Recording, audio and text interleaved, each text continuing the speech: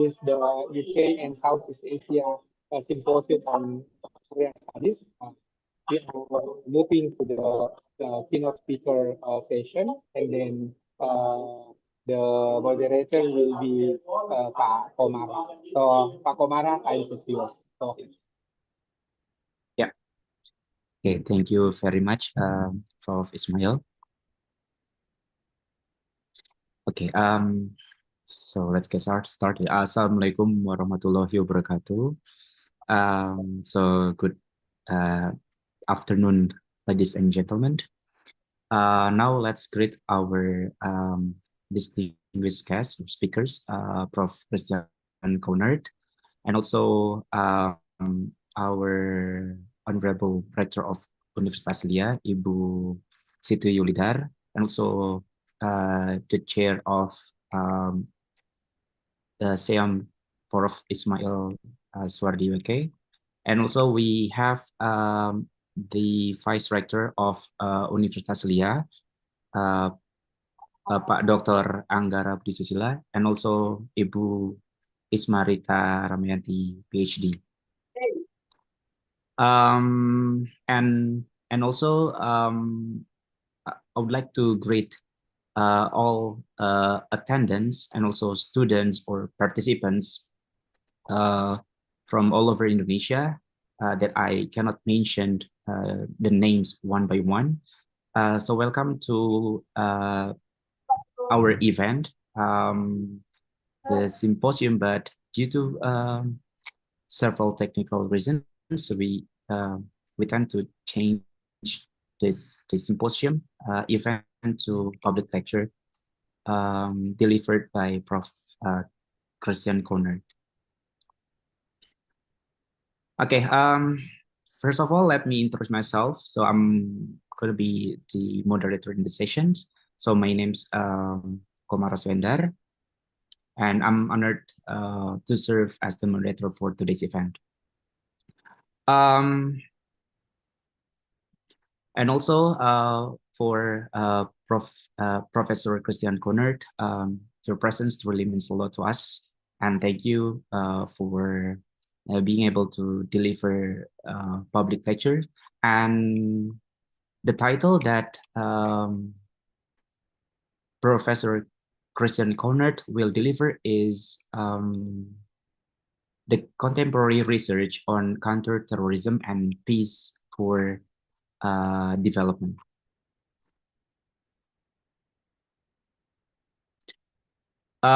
Before we hear and listen to lecture from Professor Christian Konert, so we would like to hear the opening remarks from Ibu Siti Yulidar, Ibu Dr. Siti Yulidar Harunasari, MPD,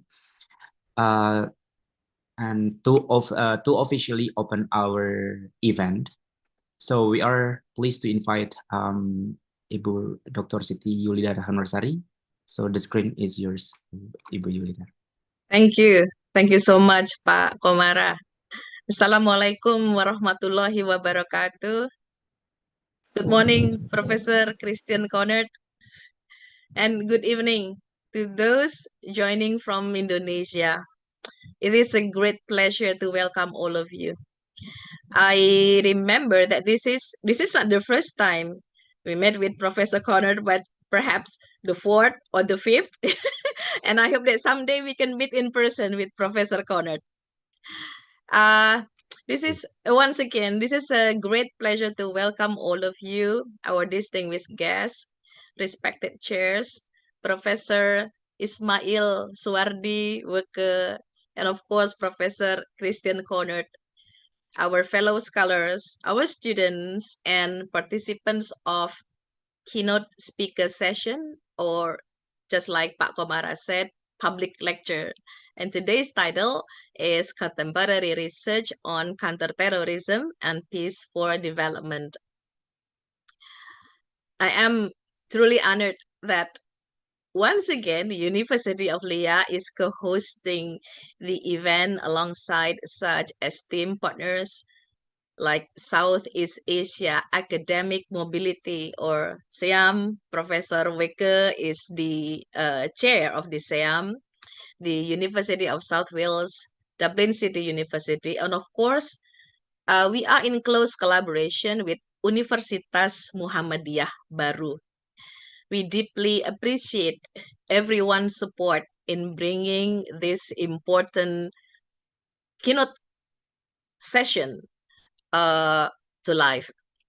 Ladies and gentlemen, our students, this is more than an academic gathering. I believe that this is a platform where we can exchange thoughts, where insights from Professor Christian Conard will deepen our understanding of the complex challenges related to global security, peace building, and sustainable development. At the University of Lea, we are all committed to building bridges across borders, across disciplines, across languages and cultures, and across institutions. And today's event reflects that commitment. So I hope through this lecture, we can foster meaningful collaboration and spark conversations that will continue long after today's session. I encourage all of you to fully engage, listen closely, ask questions, and share your thoughts. And please build connections. Once again, welcome to this special session by Professor Christian Conard. Everyone, let's make this a memorable and impactful experience together. Thank you. Wabillahi taufik wal hidayah. Wassalamualaikum warahmatullahi wabarakatuh. Get back to you, Pak Komara. Waalaikumsalam warahmatullahi wabarakatuh. Thank you very much for warm and inspiring remarks, Ibu Dr. Siti Yulida Harunasari. Now let's move on to our main session today. So it is my pleasure to introduce our keynote speaker, Professor Christian Conard. So let me read a little bit about Professor Christian Conard. So Professor Christian Conard is a professor of international security whose work focuses on European security, counterterrorism, and cybersecurity. So we are going to listen to Prof. Christian Conard for around 30 minutes. And for those who wish to ask some questions, we will open a Q&A session after the delivery of lecture by Prof. Christian Conard. Okay. So without further ado, so Professor Conard.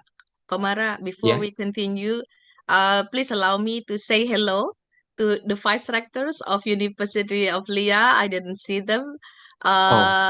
Ibu Ismarita Ramayanti and Dr. Anggara Budi Susilo. Hello, thank you for joining us. I'm Yeah, here. thank you. Yeah, Bu. Thank you.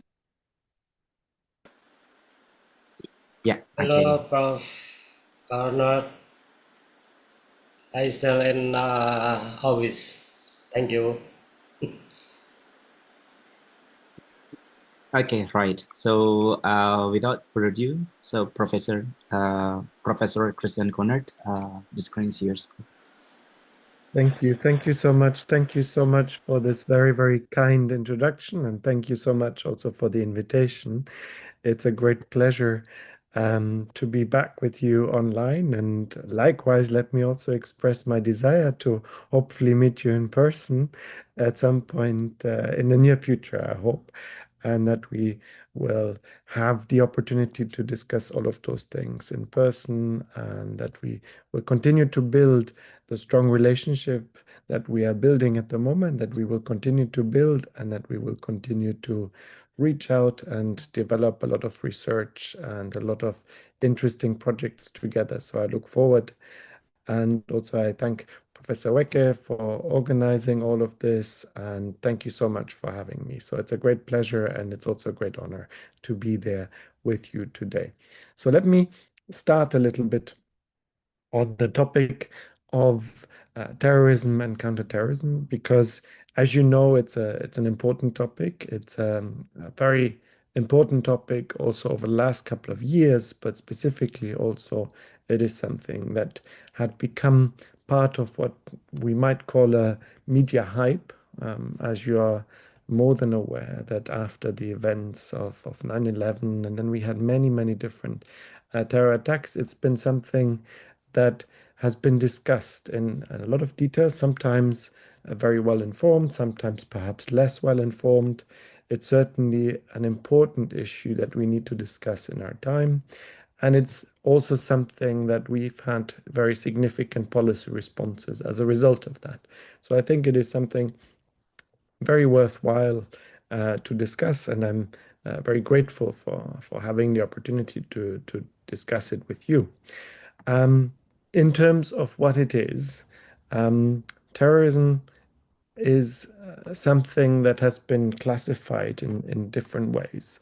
We have, of course, the different aspects to it.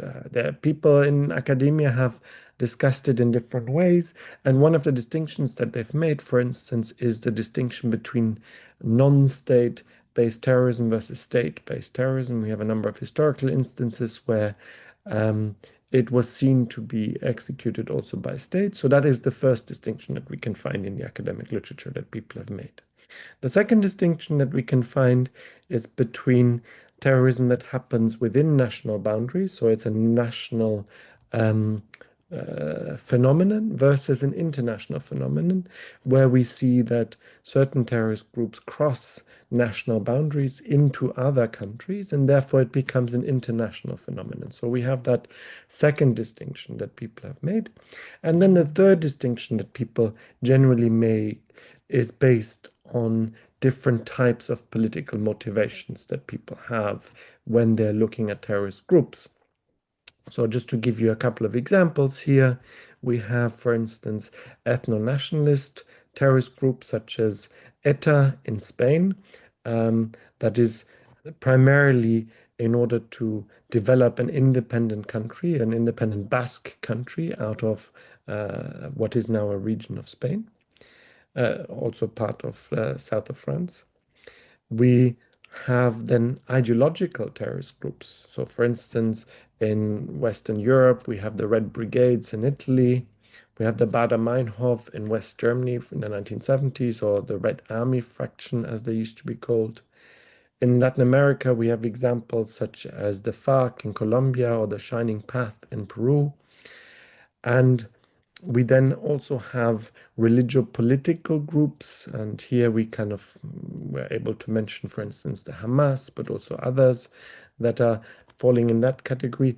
And then finally, we have so-called single-issue groups. Single-issue groups are groups that perhaps are not campaigning on any of those kind of motivations that I've mentioned before, but are primarily, let's say, animal rights groups or environmental groups and so on, to our knowledge so far, without actually having killed anyone. So people might say, are they really actually falling under this terrorism typology? But certainly in terms of violence, we have seen some events. And so some people in academia then classify them as so-called single issue groups. Now, as an initial thought, one of the important things to point out when it comes to fighting terrorism, therefore, is how countries have been working with one another in order to fight it. That's not always an easy aspect of counterterrorism, because different countries sometimes take different views on some of those terror groups. And one of the examples I want to mention here is the example of Spain and France. As I was discussing earlier, in terms of ETA, over the years, their views in terms of how to see ETA had evolved in quite different ways. Prior to 1979, and prior to, in fact, the death of General Franco in Spain, ETA was seen in a more positive light in France, because in France, ETA was therefore seen as a group that is mainly asking for freedom against what is a fascist dictatorship. So France tended to provide them with safe havens. They tended to provide them with refugee status prior to the death of General Franco. Then we have the 1970s and the death of General Franco, and we see a significant development. Spain transitions towards a democratic government. Spain develops a democratic constitution, and we see the first change then in 1979, where France therefore abolishes the possibility for this refugee status for Spanish citizens that are working with ETA or possibly supporting ETA. Until 79, they would be able to claim asylum status on political grounds. But after this transition to democracy, Spain becomes a more established democracy, and we see that France abolishes that and increasingly supports Spain in its fight against ETA. One of the big developments here in 1993, for instance, is the arrest of ETA's Barcelona cell that shows a very close development together between the Spanish and the French authorities. So we then have European cooperation on those grounds, notably also Trevi, where interior ministers of the European Union, or the European Community as it was called then, they agreed to meet regularly to discuss internal security as part of that Trevi group. And they develop Schengen and Schengen cooperation that comes out of that European political cooperation. And that includes a number of items like border cooperation, that includes policing cooperation, but also counterterrorism that grows out of the discussions on internal security, and what later becomes European foreign policy coordination that also grows out of the very same coordination that initially doesn't hold any legal competences. The EU doesn't have legal competences, but it grows out of that. And we also then have the Council of Europe. The Council of Europe cooperation that is, formally speaking, not part of the European Union, but is an organization that is slightly different. But it provides for an institutional framework of counter-terrorist cooperation in Europe that involves the United Kingdom, that involves Spain, that involves Italy, Germany, and France, whereby the European Community at the time did not have any legal competences on those matters. 1970s, 1980s, the European Community does not get involved in these things, but they meet, and that's the value of Council of Europe. And what they are then ultimately deciding later is defined by the European Union when it gets legal competences as part of what it calls the legal acquis in this area. So new member states to the European Union have to now adopt all of those legal instruments also.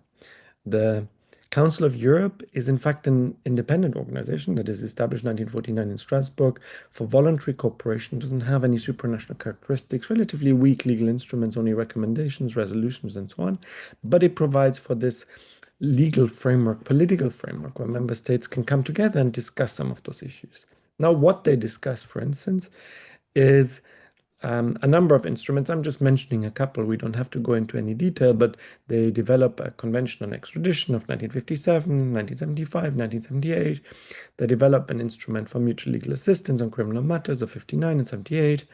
They develop a convention on international validity of criminal judgments of 1970, and they developed the European Convention on the Suppression of Terrorism in 1977. This then becomes a departure for the European Union in adopting legislation later when it actually gets involved in this. The realization is that terrorism is increasingly transnational. It's a phenomenon that is not confined only to national boundaries. And because it is such a transnational phenomenon, it needs cooperation between member states that need to work together. And ultimately, this then transforms into what becomes multilateral efforts in terms of dealing on terrorism. The multilateral efforts here start in the 1990s, early in the 1990s, particularly with the Treaty of Maastricht. The Treaty of Maastricht of 1992 later becomes ratified in 1993, provides the treaty basis for the EU to get involved in any of those kind of areas, from border controls to criminal matters to terrorism to judicial cooperation, police cooperation, immigration and asylum. Yet the legal instruments are still relatively weak. They're primarily still reliant on international convention, just as they were doing before the European Union was getting involved, with the disadvantages that international conventions bring. So, for instance, they have to be ratified first. If we're looking at the extradition convention in the United Kingdom, for instance, they were not ratified for almost 30, 40 years. So in a sense, the instrument was not actually possible to be used. This Treaty of Maastricht cooperation still has those disadvantages, but it is relatively quickly replaced by the Amsterdam Treaty in 1997 that creates significant legal instruments for the European Union to deal with those issues such as terrorism, crime, and borders. And it creates also what is then called the EU's area of freedom, security, and justice. The biggest example here is the abolition of extradition in the EU. The abolition of extradition in the EU is something very, very important, because if I go back to what I said at the beginning in terms of ETA, extradition tended to be one of those big sources of disagreement. If you have two countries that disagree on terror groups, so the French not really agreeing that they are in fact a terror group, seeing them through the eyes of freedom fighters against fascist dictatorship, you have a problem in that you cannot organize the extradition. Ultimately, the judiciary won't agree to that. You will have political objections and so on. Now, the European arrest warrant really revolutionizes this in the European Union. It abolishes the whole idea of extradition in the European Union, and it replaces it what they is calling is surrender. Now, what that means is what used to be a diplomatic procedure between different countries now becomes an administrative procedure that is entirely only between the judiciaries. Now, how does that work? When somebody had to be extradited before, what would usually happen is that Judge A in country A instructs the diplomatic apparatus of country A to speak to the diplomatic apparatus in country B and to ask for the extradition. And that diplomatic apparatus then talks to Judge B, who then perhaps decides whether there are judicial grounds for that. Perhaps there's objections on other types of legal grounds. And then after, let's say, 13, 14 years of debate, maybe the foreign ministry of country B says no to country A, and ultimately we cannot extradite this person. So what they're doing now is they're entirely removing the diplomatic procedure between countries, and there's no more involvement of the foreign ministries in the European arrest warrant. It is now becoming a matter only between Judge A and Judge B. There's no more diplomatic or political refusals of extradition, like I mentioned, in terms of France, Belgium, and Spain. They also abolished the idea of a dual criminality. Dual criminality means usually that in order for somebody to be extradited in international law, it has to be a crime in country A and a crime in country B, and only then will the judge agree to extradite that person. Under the European arrest warrant, there's no such thing. It only needs to be a crime in country A, and then the person automatically gets extradited. They're also working with the principle of so-called criminal judgments, mutual recognition of criminal judgments, a little bit similar to the EU single market, but applied to the criminal justice field, and here in particular counterterrorism, but also that can be used for transnational organized crime of a serious nature. So it isn't only useful for terrorism, it is also useful for significant transnational crime. We then see 9/11 generally as a very important critical juncture of European Union activity here. The European Union really gets significantly involved in counterterrorism. 9/11 becomes this critical juncture, and it devises an action plan immediately after 9/11, where it develops in this action plan two components. 9/11, of course, as a response to the attacks on the United States by the Taliban, bin Laden, etc., etc. So the sanctions that the European Union develops are sanctions against Taliban, bin Laden, and the freezing of assets of those individuals that are based on UN Security Council decisions. UN Security Council decisions, but implemented by the EU through EU measures based on both the common foreign security policy and common positions amongst EU member states, and legal regulations through the single market based on EU single market law. Here we can clearly see the influence of the United Nations, the UN Security Council, in particular the resolution 1333, whereby it instructed all member states of the UN to freeze assets of bin Laden and associates. It drew up a number of committees, such as the 1267 committee that drew up an updated list of individuals that were associated with bin Laden, etc., over time proliferating a number of names. The EU then uses that list and transcribes that list into European Community law through an EU committee. We also then have UN Security Council Resolution 1373 that provides for the prevention and suppression of financing measures that were previously in international conventions, and through the use of UN Security Council resolution then become transcribed into EU legislation. We see a number of different developments here in Europe more generally. Subsequently, in the 2010s, we see increasing security developments. One of the ideas here being the concept of a security union in the European Union. The then High Representative for the EU, Federica Mogherini, she writes in 2016 that we must join up more in terms of internal and external policy. We must become more joined up in our security and development policies. That then becomes part of the global strategy of foreign security policy. Here in particular, the report emphasizes the crucial nature and role of this joint up union that is based on the idea of the union's joint work across different policy sectors, institutions, and member states.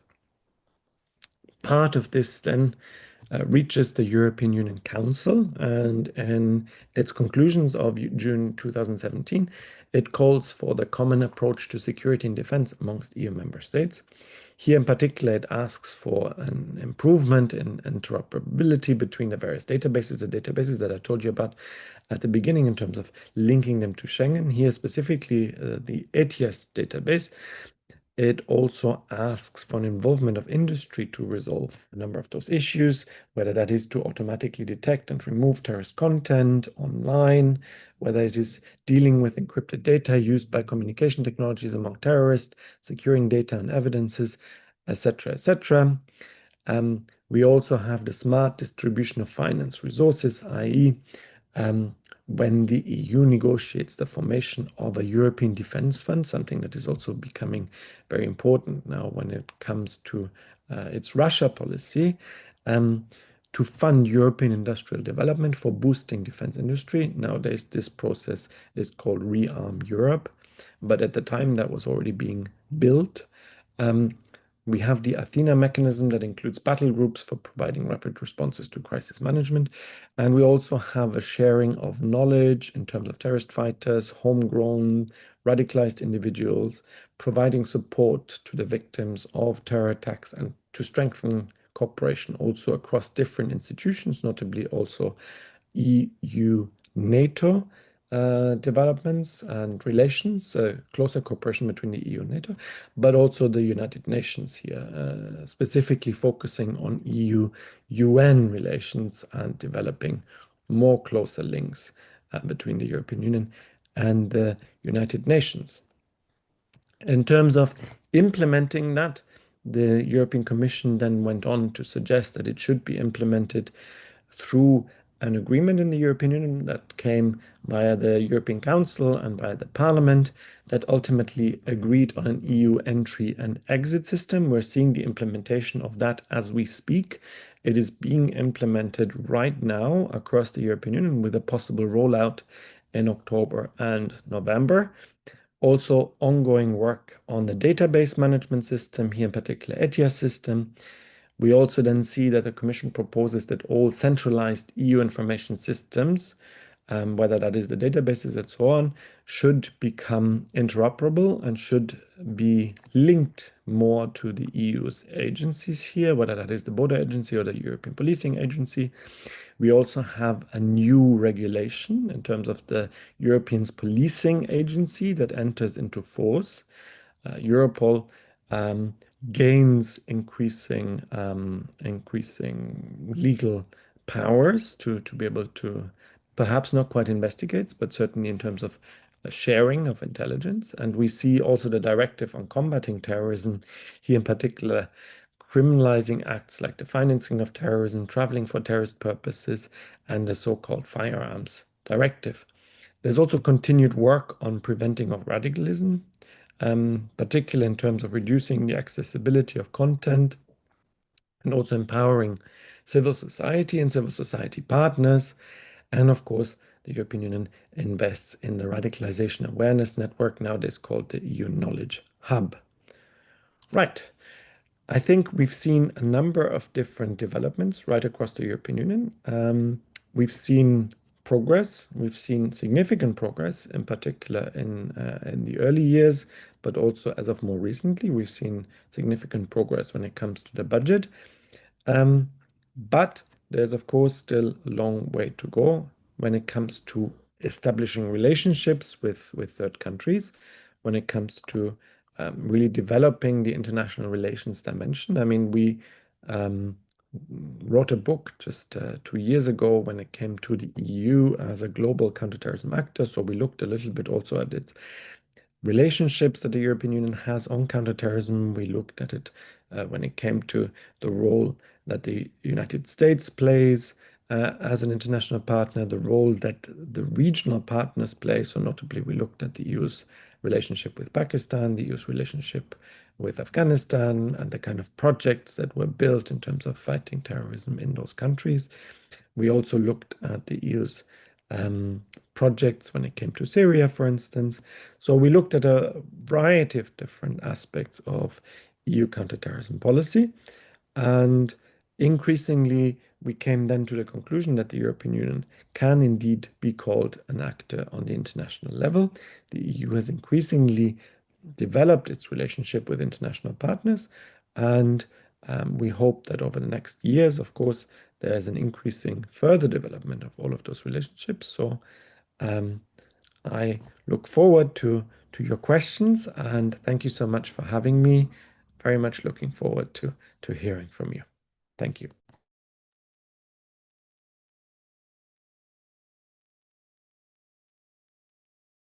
Yeah, thank you very much, Professor Christian Konert, for the insightful lecture. And now let's open the Q&A sessions. So for those who wants to ask questions, so you may drop your question in the Zoom chat, or you can also ask the question directly to Professor Konert.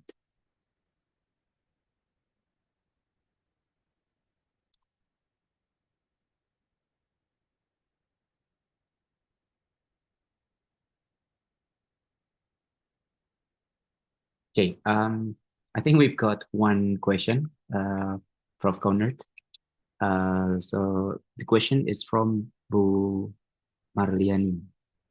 So how do counterterrorism policies across different countries impact the safety and mobility of international exchange students?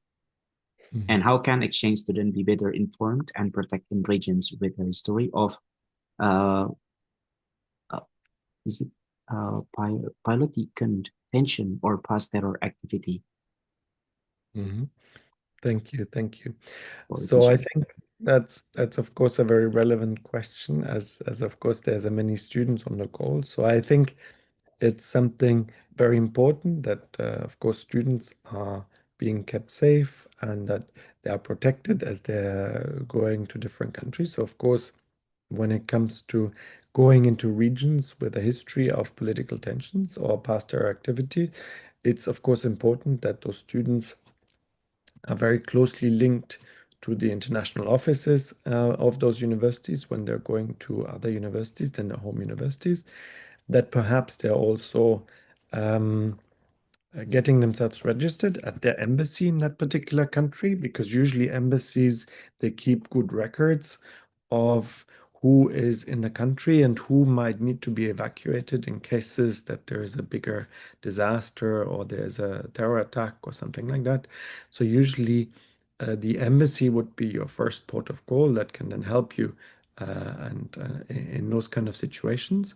But in general, of course, when you go to countries, you probably will want to also look at your embassy and their recommendations, what they say, where to go, where you shouldn't go, perhaps, or where there might be potential tensions. Sometimes the advice is clear, sometimes the advice is not so clear, and then you have to kind of take an informed judgment. In terms of the actual policies, obviously, it's very important that those students keep themselves safe, that they remain as far away from those conflict zones as they possibly can in order to stay safe and not to, in a sense, be too closely involved with some of the terror or counterterrorism activity that is ongoing. And usually, I would say it is something that shouldn't be forming too much of a problem. But of course, it's very wise to always, yeah, to stay as far as possible away from some of the conflict zones. Right. Thank you, Christian Conrad. We also have the second question in the Zoom chat. So, in this era of widespread conflict, how can we ensure people's safety while still protecting human rights and freedoms? Yes, I think that's an important question. I think in order to ensure people's safety, in a sense, people's safety in a way, I think we shouldn't be necessarily saying it's either safety or human rights. In a sense, safety is also a human right that people are maintained in a safe environment. So in fact, when we are ensuring people's safeties, we're also in fact ensuring people's rights and freedom, notably the freedom to continue living. And I think that is an important freedom that people have a right to. At the same time, what we also want to ensure is, of course, that the measures are in a certain balance, that, of course, people can continue to live the normal life that they want to live, to continue to be unharassed by policies as much as is possible. And that is, of course, important. But at the same time, ensuring that ultimately they can live a long life and they can continue to have a prosperous life and develop and work and have a family and everything else. And that is ultimately only possible if we can ensure that nobody is at risk of any terror attack. So I think in that sense, it's also important that we ensure that people are able to continue that type of life and that we keep them safe in the end. So thank you. Yeah, thank you. So one more one questions from Azam Abdusalam. So such an interesting questions. So between supporting development in conflict areas or focusing on finding solutions to the conflicts within, and Yes. how can we do so without making station words? Yes. I think it's difficult to have a good answer in the abstract because, in a sense, it is true to say that an absence of development can facilitate certain conflict to break out or to enable certain conflict. But it is also true to say that very often the conflict in itself is not necessarily related to an issue of development, but it is related to other kind of issues, whether it is related to an ethnic conflict, whether it is related to identity conflict or whatever.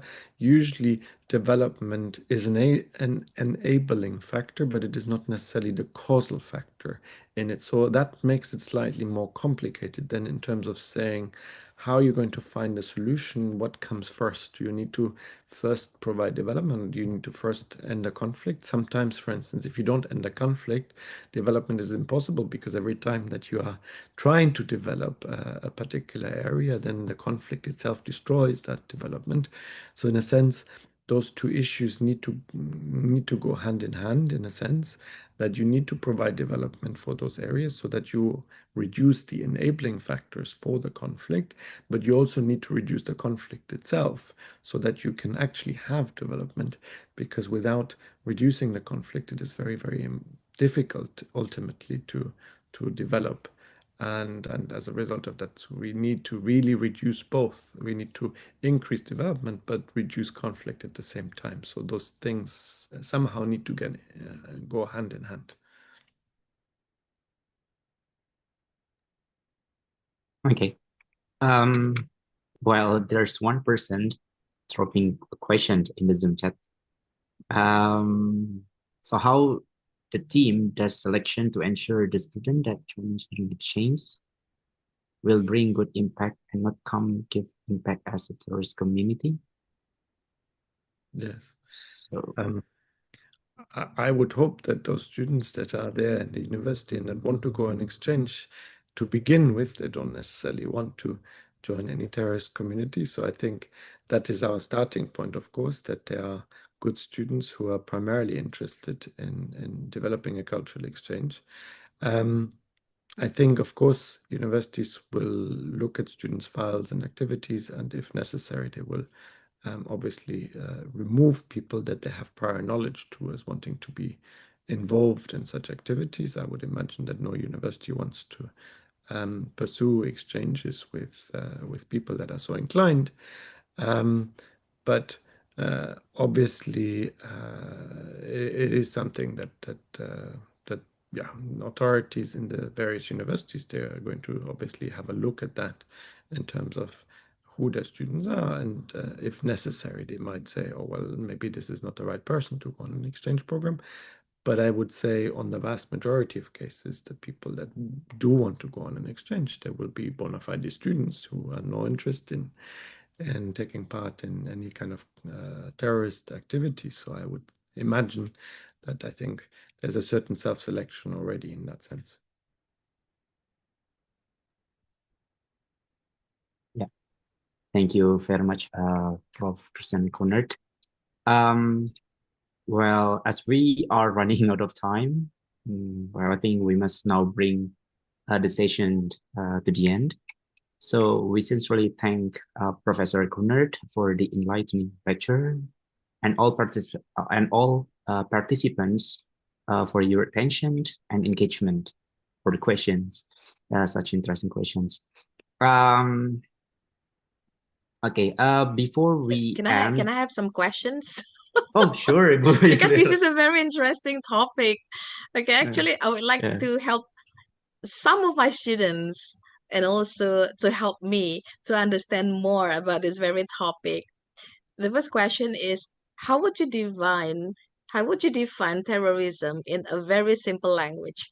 I mean, a definition that is acceptable for everyone in the world.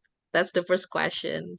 And then the second question, is there any country in this world that is successfully fight terrorism? And if so, what can we learn from that country? Yeah. Right. Thank you so much.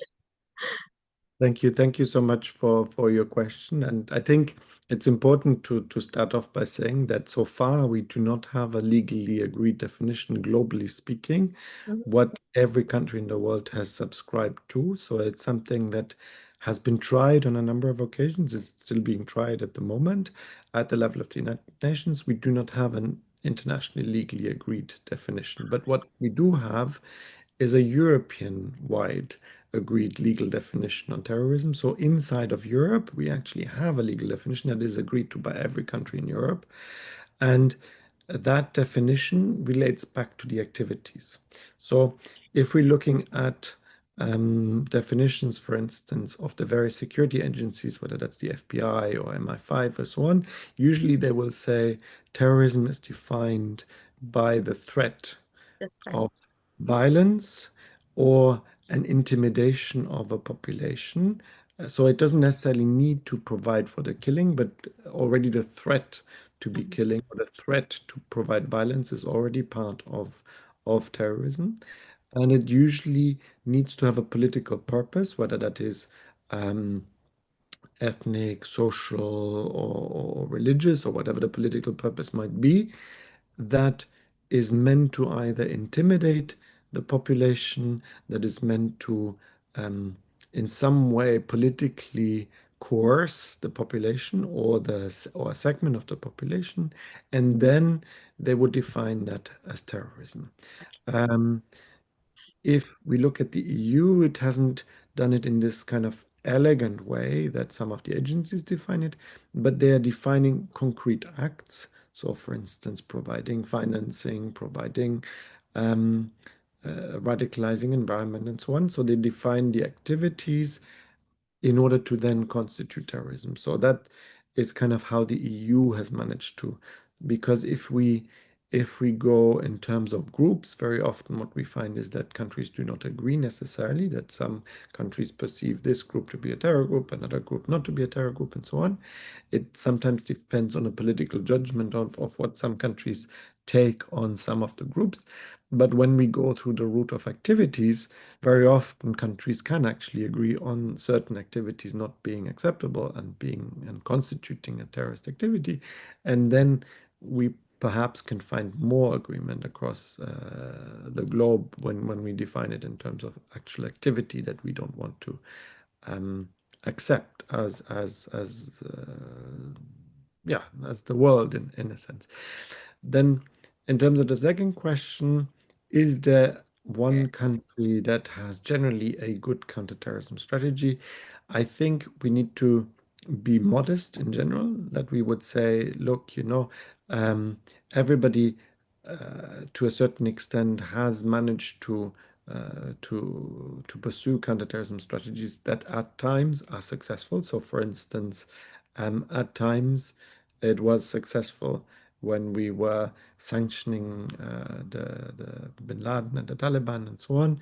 And ultimately, the United States also then eliminated Osama bin Laden. But there are times when we're unsuccessful. There are times when we have perhaps loopholes in our counterterrorism strategies, that we are perhaps blinded by certain activities, that we don't put enough emphasis on, that perhaps we need to still strengthen in terms of security forces, in terms of policing, criminal justice system, and so on. So I would say there are examples where countries are successful in reducing terrorism, but usually if we go in history, those times are not forever. Usually what we see is that they come in cycles, so that we see that over time we are successful, and then when we are dealing with the threat and the threat goes down, then we become less vigilant, we're less successful, then perhaps the threat rises again, and we are in a new cycle where we perhaps are not so successful and where our policies are not so good. So in that sense, one thing that we can learn is to be anticipating threats, to look forward and to look at those threats in terms of how we might be able to deal with those threats in the future. And if we are doing that, then perhaps we can try and smoothen the cycles that we have in terms of terrorist activity and make it a little bit flatter, and perhaps being able to deal with those terrorist incidents in a more consistent way and in a more long-term way, rather than having those cycles. But as you can imagine, especially in democracies where people have different concerns today than what they have tomorrow, right? And then politicians obviously react to those concerns and they rearrange budgets accordingly. So it then also means that perhaps some of those cycles are inevitable because in democratic societies, politicians react to people's concern and they shift money then according to those concerns. And then perhaps it then means that we are entering a cycle where we're successful, and then we're coming out of that, and we might be entering a slight cycle where we're less successful. Thank you. Thank you for your answers. They've been very helpful. Thank you. Thank you. Right. Okay. So we've now reached the end of today's public lecture, which is very insightful. And before we end the session, so let's take a group, let's say take a photo together. So please feel free to turn on your camera because we are going to take picture.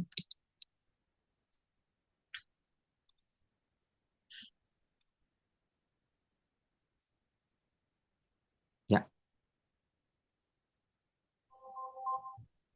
kita bisa take picture ya. Oke, karena di sini ada 3 because there are 3 slides, so I'm going to take the picture 3 times. Oke, sebentar ya. Oke, 1, 2, 3.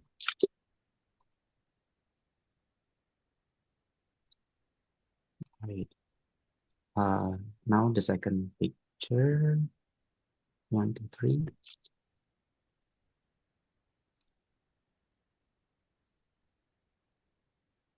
Okay, one more.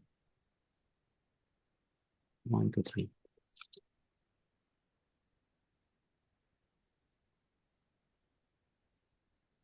Okay. So thank you very much. So see you at our next event. Let me close this event. Bila topik walidaya. Wassalamualaikum warahmatullahi wabarakatuh. Waalaikumsalam warahmatullahi wabarakatuh. Thank you, everyone. Thank you, Professor Cornet. See you in Indonesia. Bye. Bye-bye. Thank you. Bye.